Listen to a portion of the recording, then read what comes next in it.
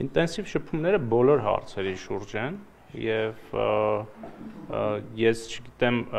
կոնկրետ ինչ խոսակցություն է եղել այդ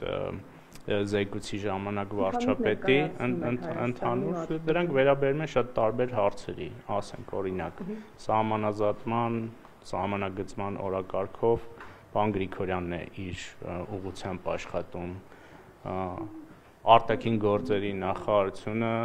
համապատասխան իրենց օրակարգով աշխատում, անվտանգության խորհուրդը եւ Արմեն Գրիգորյանը իր գործընկերոջ հետ է աշխատում, գնեն հումանիտար հարցեր, մնացած բոլոր հարցերը, օրակարգները, երբ որ արդյունքները լինում է, մենք դրա մասին խոսում ենք եւ կարծում եմ, որ այն տեմպը, որ կա Հայաստան-Ադրբեջան գործընթացում, հարաբերություններում վատը չէ, օրինակ Ադրբեջանի կողմից իր մասով, օրինակ հայկական բեռների տեղափոխման, շրջափակման արգելքի հանումը։ Պարոն Հարությունյան, իսկ ամենօրյա ռեժիմով քննարկումների ժամանակ արդյոք այդ ցավոտ հարցերը քննարկվում են, օրինակ այսպես կոչված Զանգեզուրի Բիջանցքը, Արեմտյան Ադրբեջանի թեմագերներ, թեմայից չհոգնեցիք դուք ընդհանրապես։ Շարունակում են իրենք շարունակում են։ Դուք ընդհանրապես չհոգնեցիք այդ թեմաներից Զանգեզուրի Միջանցքի։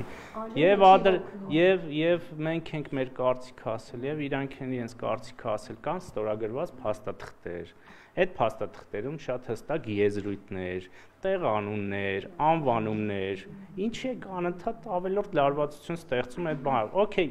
մենք չենք ստեղծում։ Խաղաղության պայմանագրի ստորագրման շուրջ կան քննարկումներ այս պահին, պարոն Հարությունյան, նախաստորագրվեց, բայց ստորագրման մասին կարծես թե դադար է այս պահին, եթե այդպես չէ, դե երկկողմ շփումներում այդ հարցը անընդհատ կա եւ պետք է փորձենք նաեւ ընդհանուր եզրեր գտնել, որպեսզի օր առաջ այդ փաստաթղթը ստորագրվի։